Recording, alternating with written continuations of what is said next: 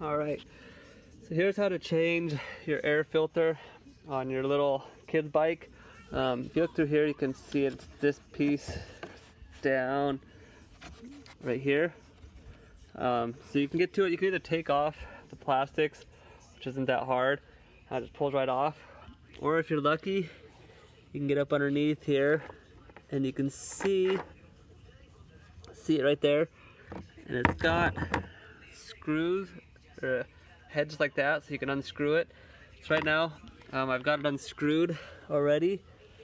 And so now I'm trying to pull it off the carburetor, which it's not coming off real well. So what I'm gonna do is I'm gonna put a flathead screwdriver against it right here and pull off real fast. All right, so I loosened it up a little bit. You can see it in here. And so now I can just push it off, and then it just comes right out. I'm gonna take it out the other side. I guess I can pull it towards this if I want.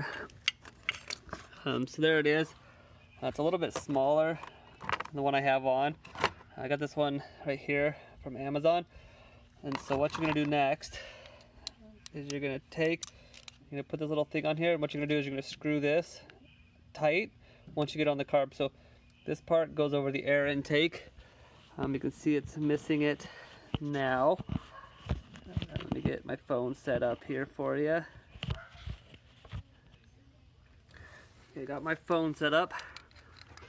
So I'm gonna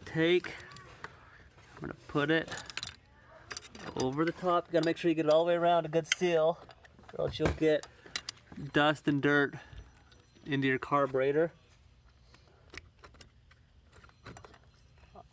All right, so I got it around it. I'm gonna tighten this up. I'm gonna tighten it down so that I can always get to it without having to take my plastics off. That's how you put it on.